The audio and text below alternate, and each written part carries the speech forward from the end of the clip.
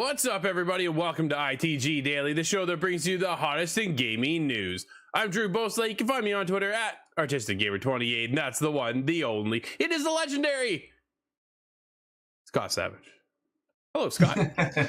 I'm not sure if I could be called legendary. I don't remember what I played Halo in. Dude, weren't you going Probably all hard? Legendary. Yeah, probably. At this point. At this point, why not? You've done it all and everything else. Dude, I'm a 20-year veteran. That's dude. I'm older than you, but we're not going to go there. What's the last game you actually went in on, like the hardest difficulty that you remember? Well, I started playing Call of Duty 4 again on the hardest one because I realized I have that remaster and I've almost not touched it. But Battlefield 4 was the last one, and it wasn't hard enough. No way. Man, it's funny how that works. Some games are just too tough for me. But dude, what's not too tough is what people can be doing right now. Join us live at 11 a.m. Eastern over on twitch.tv/the official ITG, as well as YouTube at ITG Reviews. But if you can't join us live, hit us up later at InsideTheGame.ca, podcast services, TV streaming networks around the globe. Scott, coming up on today's show, dude, we got a hot one. Thanks to a well-known leaker, Hideo Kojima's new game is reportedly a horror game. Yeah. Good news for me. It's all you, dude. Halo Infinite is teasing co-op. Will we see more this weekend? And we could have some good news for God of War fans. I know I'm excited. That sounds like good news all around. Yeah, sure does. Let's get into it, because Overdose is reportedly the name of Hideo Kojima's upcoming horror game. Scott, are you excited with that at all? Oh, yes. Anything that comes from Kojima is going to be gold.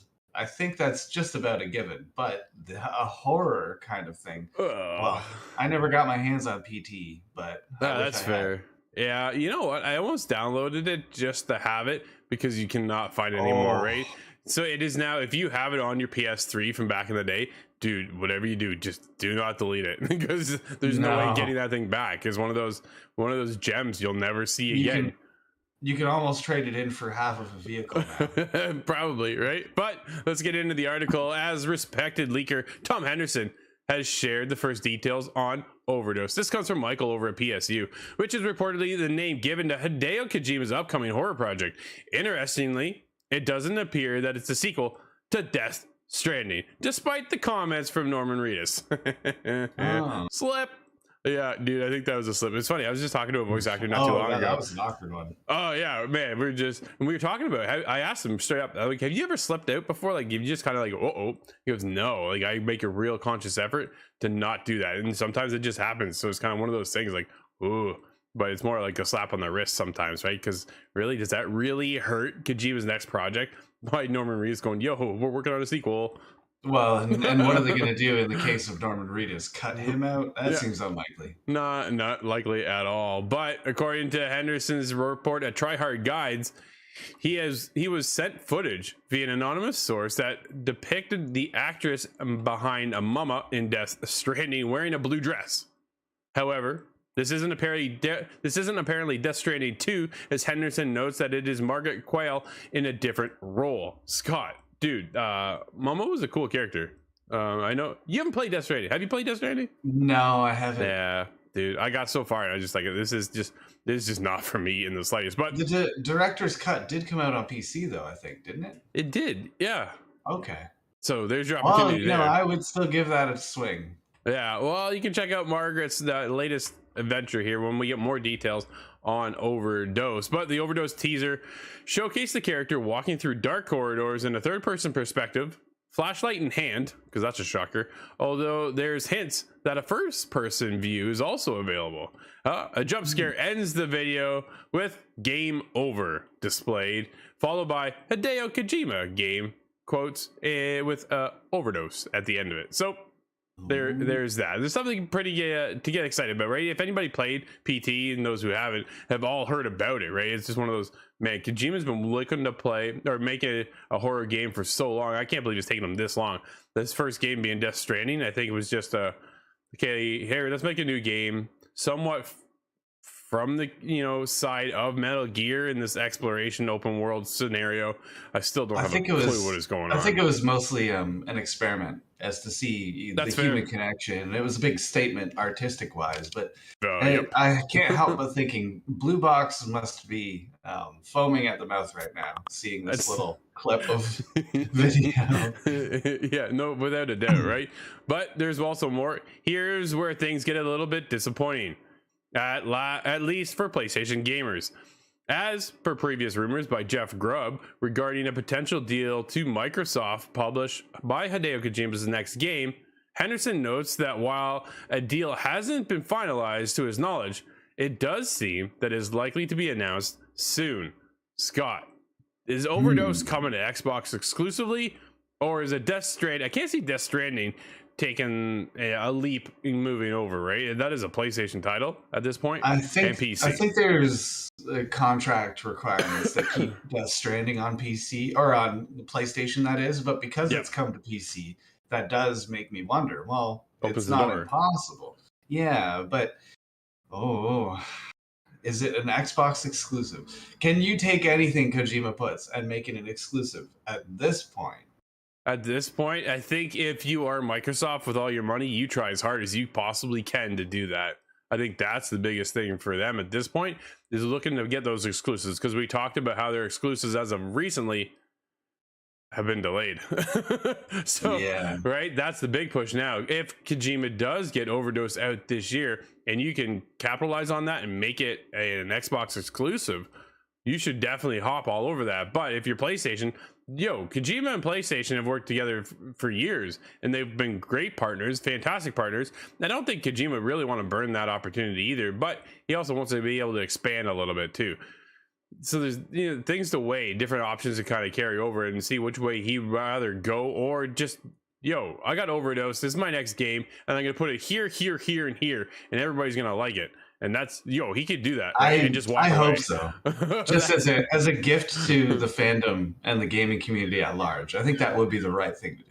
Yeah, dude, do you know what I just went back into? Have you seen me on Xbox lately?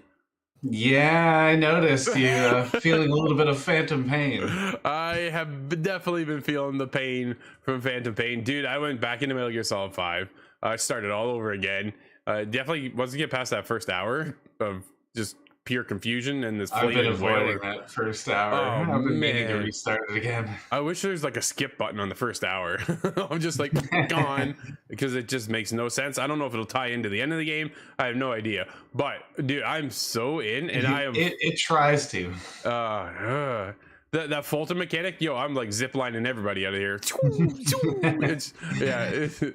For about a week, that's the only noise I could hear coming from downstairs. My brother's playing it and just Fultoning everything that's not bolted down. Oh, dude, I forgot how good it is, right? And Isn't it weird? You can Fulton a soldier away, and then all of a sudden they like you. Yeah, absolutely. So I got this high value target, and I'm like, okay, now he's on your team. Oh, that was pretty easy. Yeah, That was my first thought. Yeah, it was pretty I funny. wonder what Ocelot does to them at the base. Oh, that's for a whole other show, I think, Scott. Dude, let's get into what Halo's up to. Is Halo Infinite teases campaign co-op flight plans. So their flight plans is like a test, right? Like it's kind of like a beta test in a sense. So I'm not sure what makes it a flight versus a beta. This is the only instance I've ever known of a company using the term flight. I think it's just something they made up for themselves. This is Mark over comicbook.com. Developer 343 Industries is planning to release Halo Infinite's campaign co-op later this year. But some lucky Halo insiders will have the chance to test out a flight. I just don't get it. For it next month. Those interested in participating in the flight must be registered as a Halo insider to become eligible. That I would guarantee is our good buddy Steve Radley. I'm certainly also an insider from the very first flight tests. Me too. I'm pretty sure that still counts. Halo fans should also make sure that their profiles are up to date with the current information, including their hardware. At this time, it's unclear how many users will be selected for the flight, but it seems like there will be a strong demand to try out the feature. Dude, everybody's dying for this co-op campaign scenario. Oh yeah. Scott, where are you at? Are you going to be jumping back in? Have you finished the campaign? Oh, I did. I did. Okay. I crushed through it, and Yeah, me too. again, I'm not certain if I did that on Legendary, but I do have I did some not. collectibles that just avoided my detection somehow. Sure. I'm kind of still mad about that. I think it's a glitch. But if I have another opportunity to jump back in, Go up. I told Nate, we're locked in. We're gonna have to play it co-op. He's my Halo co-op buddy. Yeah. Other than my friend Brian, really want to get all three of us in there, but I don't think that's gonna be possible. Is it just? It's just a two-person co-op, right? They're not going to introduce a third or fourth. I'm really not sure. The last two games were four-player co-op, so I'm not certain if this will follow the mold or. I Potential, don't think right? they've stated. Yeah. Infinite. Several others remain. Oh, sorry. Halo Infinite. Several others remain frustrated that the feature is still not available. Campaign co-op has been a major part of the Halo franchise since the very beginning. So some fans find it inexcusable. Dude, we were baffled by the fact that they launched the campaign without co-op. And it's it's been a frustrating road, I think, for Halo fans as of late. Master Chief Collection. I think even if you reach back to Halo 5, a lot of people were really not happy with that. Man, including our one and only Nate, your Doom guides was dude, he was furious with. Oh, that was both a real moment and also really funny for me to witness. I was disappointed though. I was supposed to be me on controller too. Yeah. So it's unfortunate, but they're finally getting there. But it has been a frustrating roadmap just for Halo fans, right? Master Chief Collection came out. It has slowly over time built its reputation to be what it is now today. But even when that launched, it was rocky, right? Halo 5, a lot of people really not kind of hit home by that particular game either. I didn't mind it, but I'm not the biggest Halo fan compared to like Nate. Story wise, it was really good, but it was kind of well, it was a lot like the show. It was kind of Halo, but it was so different that it's a roller coaster of a ride for the show too. Yeah, that's a whole other topic, man. But when we get now into Halo Infinite, we had multiplayer drop first. Then later comes down the line, we get Halo Infinite campaign.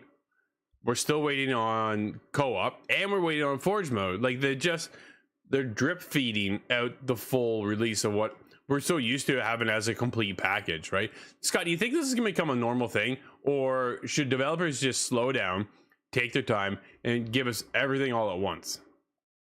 I really don't like it, but I think that it is going to be the norm. This games as a live service is replacing the usual method of delivery, and I think that I think it's inherent with a games of live service that you're going to get fed piecemeal until it's complete. But dude, sometimes 2 years later. Well, yeah, you want to talk about 2 years later? Look at Naughty Dog right now, right? Last of Us Part 2 been out 2 years ago. I gotta say, it's been at least 2 years, right? That sounds right. Yeah, it must be. We still don't have factions, right? Now, I am dying. Where the heck is factions? Because that's my multiplayer. Let's go. That multiplayer was so much fun. It was so unique at the time. I definitely want to see what they're going to do. But you talk about games as service, right? They're getting into that model too. They even brought somebody on board to take care of all the economics of the game for multiplayer. And how do you keep the longevity and customization options available and accessible, but yet not having such a grind? And we all know the ups and downs of games of service. Some work, some don't. Some just come right out and they're just garbage. And it's just I really wish the flagship IPs would stay away from it. Oh yeah. Can Zelda come out if Zelda comes out as a live service? Dude, every Nintendo Switch will be sold immediately. Oh man, I can't see that. But then when you look at right now, Assassin's Creed going that way with Infinity in the next 2 years is what rumors are having. I have real worry for that, but. Oh, you and me both. I'm a huge Assassin's Creed fan, right? That's like I talk about Valhalla on here all the time, so I'm not going to continue on to that conversation. But it is one of those things like, whoa, where are we heading with this one now? Like, it might work. Like, I'm definitely intrigued to see if they can pull it off. But if they come out and you only give us a little bit of content, we're going to end up like Anthem. Ugh. Man, all right. What's not Anthem though, Scott? You'd say Hitman kind of did the same thing. With the new reboot, they kind of added the new levels episodically. That was okay. They've got a different scenario going on, right? So when they first initially launched Hitman, it came out with episode 1, and then episode 2 dropped, and then it kind of continued on through episodes. And fans They wanted you to take episode 1 and then go back to continue to replay it. I want to know how many Hitman fans go back to replay these levels over and over and over again, right? Because they are designed for multiple playthroughs. But for I me, certainly did in Blood Money. Ah man, I did played each of the Blood Money missions 100 times probably. Well, I did in the first, the new reboot of Hitman because, I had to wait, right? That was the thing. I had to wait for the next content drop. But yet in Hitman 3, dude, I plowed through that campaign, loved every minute of it, and then wrapped it up and bailed, right? But they keep you going with certain other aspects, elusive targets and all this other stuff that you can go back to play. But there's definitely more content coming. We should do a whole show. That's a feature coming up real soon, Scott. We're gonna dive in the world of Hitman, and maybe. Does that mean are we gonna face off on the sniper challenge again? I believe I won last time. Actually, did you really? Oh man, I think I did. Oh, you're gonna have to look that up now, because. But either way, July 9th, I'm gonna give a shout out to Northern Nerdcast. I will be on his podcast where we are talking to the cast of Hitman 3 and the Hitman franchise. So I'm looking forward to hanging out with them and talking. I always love hanging out with Jane Perry. She's fantastic. But oh no, that's awesome. That's very cool. Scott, let's get into the next one as time is already running so quickly. God of War Ragnarok's Thor actor shares good news for 2022 release. Dude, I'm still not all that confident in the fact that it's coming this holiday season, but Logan Moore over comicbook.com says otherwise. Ryan Hurst, the actor who is portraying Thor in the forthcoming PlayStation game God of War Ragnarok, has shared some very good news for those holding out hope that the highly anticipated sequel will release in 2022.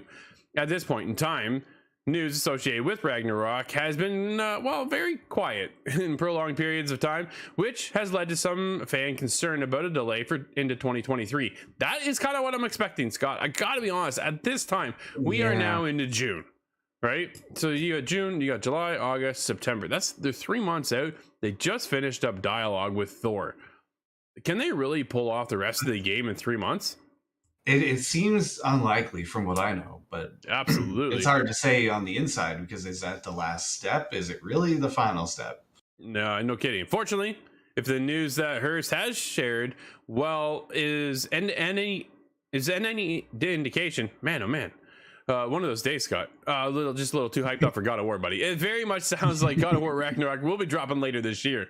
Speaking during a recent panel held at a Comic-Con Revolution, Hurst opened up about what he had been doing lately. Specifically, he ended up bringing up God of War Ragnarok and said that he had just completed, quote, the last tiny bit of work, end quote, for the game. Hurst went on to talk about how he got involved with Ragnarok in the first place and described that the game's story is as super complex. It is a complex story, dude. It is a cool story. I like that they didn't bring it up into like a trilogy. They got 2 games. You got the first one and then you got the second one, and that is it for the Norse saga of God of War, and I am pumped. And I don't think we're getting it this year. I'm wondering how Atreus is going to continue on. Will he continue on at all? That's my prediction. Absorb the mantle? I don't know. Well, there's dude, I haven't beat the first one, so you suck. I have one question. Have you defeated all of the Valkyrie? No, I did not. I didn't think so. Dude, I heard about that challenge. That is very challenging. Yeah, I'm not ready for it. No, I'm not. I don't have Kratos leveled up enough to fight them off. That's my problem. I went through the game, dude. I played the campaign. I love that campaign. It is right up there with Metal Gear Solid 3 as one of my favorite games of all time. It is an absolute masterpiece, and if you have not completed it, you owe it to yourself to finish this game in time for Ragnarok, because I can only imagine where we're heading next. And I'm definitely curious to see if Atreus takes over from here, or will we get another Kratos experience? I don't know. That's what I'm afraid of. Well, it didn't work out so well the first time, did it? His family. No. Do you think it's time for Kratos to say farewell? Ooh, maybe just a split. Then it becomes a different split storyline. That could be really good. I'd be satisfied with that, because from what I've seen in the first one, they've established Atreus as a character more, and the kind of interaction between the two. Yeah. I want to see that evolve, because it's completely new for Kratos. No, absolutely. Scott, what I want to see evolve is Fable development is going fine despite rumors, says Jez Corden over at Pure Box. Yo, he used to be. Oh, Jez Corden, sorry, is at Windows Central. This is from Ben Carey over at purebox.com. So take a look at that if you look for the full article. Get a little bit of broken telephone. A little bit. Fable has been in the headlines a little bit recently as rumors on its progress continue to come up to light after last week's developer response assured us that the game's, quote, scoring was normal part of development. Quote, this week. Windows Central Jez Corden has made similar assurances. Phew, it says. On a recent episode of the Xbox 2 podcast, Corden was asked about Fable development and if he's heard about it, how it's going along. The co-host said, quote, I've heard it's going fine, end quote, reiterating that scoping is normal, is nothing unusual. Quote, scoping isn't necessarily a bad thing. It just means that the game will be more focused. You have to sort of think, does everything need every single feature that you can imagine? Does Fable need a player housing system? Does it need the ability to fly? Does it need this? Does it need that? I don't think people should be alarmed by the idea of a game having reduced scope, end quote. Scott, I'm on board for this reduced scope because I don't need another 400-hour experience. You know what I mean? Yeah, no, not with this one. And does this mean, are they going to make the decision to not have leveled enemies? Is it going to scale with you? There's a lot of questions I have. Well, okay, so the other, obviously other Fables are RPGs, Scott, but are they, I'm trying to remember, were they experienced? I don't think they have a number level. No, but I don't think so, right? They do get stronger as you go on, but I think it's different variants. Do you think they fall under that, what's going on right now with all these RPGs, that they are getting these numbered systems coming in? Like, dude, I would be very disappointed. Assassin's Creed having the number thing just does not sit well with me. It's not when you're hitting them, numbers are popping, but it is one of those things, like you got to go into your stats and everything's got a number level and I've got a power level and there's this, that, and the other. Dude, you get in the division, that's all jumping up too, right? In Assassin's Creed, it's silly to me. I'm an assassin. I have the device. I really just need to get that device to you. But if your skin is too tough, I can't do it. I don't get it. Dude, the part that hurts me the most with Assassin's Creed is that they took away the dual hidden blades. It's so painful. Yeah. Ezio was the only one with those, I think, right? Or did Arno maybe in Unity? I can't recall. No, Arno had them too, because you could actually go between two guys and like spin and go whoosh, and nail them both. Yeah, it was pretty wild. I remember that from Ezio's. Yeah. Oh man. But do you think we see Fable this weekend? I really hope so. I think that would be the right decision because of the rumors swirling. There's just some sort of acknowledgement, or even just this kind of explanation that Jez offers. Well, we're readjusting what we're expecting out of it. Yeah, but don't worry, that's a good process. Like, do they go from a 300-hour game down to 200 hours? Yo, that's still a lot of content. Like, yeah. That's not going to keep you bored whatsoever, right? There's so much on the go, but you want to take out the fluff. I think at this point and that's what they're doing. I think with the scope idea is going in and going, okay, we really don't need this mechanic because it just adds extra things you don't really necessarily want to do. Maybe it's just not that enjoyable. It's not that fun and exciting. You know what I mean? Yeah, no, I really just want to get what I believe it was Peter Molyneux had offered as to what Fable 2 was going to be. Yeah. It sounded real good, but I don't think it was quite expressed properly. So I'm hoping that that's, if Fable can hit those kind of check marks of 10, 15 years ago, I would be more than satisfied. Absolutely. I don't need a constantly online world multiplayer or anything like that. No, not at all. Not for Fable. But Scott, why don't you hit us with the releases for today? And then I can stop talking. we have Star Wars Knights of the Old Republic 2, The Sith Lords on Switch. We have Super Impossible Road on the Xbox One XS, PlayStation 4 and 5. My Lovely Wife on PC and Switch. I have yet to meet her on PC or Switch or otherwise. The Cycle Frontier on PC. Shout out to The Cycle Frontier. Everybody needs to check out that game. Have you played that game yet, Scott? I think so. Way back in its infancy. Yeah, I me think too. The Cycle is the one I recall, and I really enjoyed it. Yeah, the game's awesome. But Scott, that's going to wrap up today's show, everybody. This has been ITG Daily, the show that brings you the hottest in gaming news. We just want to thank you always for watching and hanging out with us. And hit us up over on Twitter, the official ITG, and let us know what games you're playing. I'm Drew. That is Scott. We'll see you all tomorrow inside the game.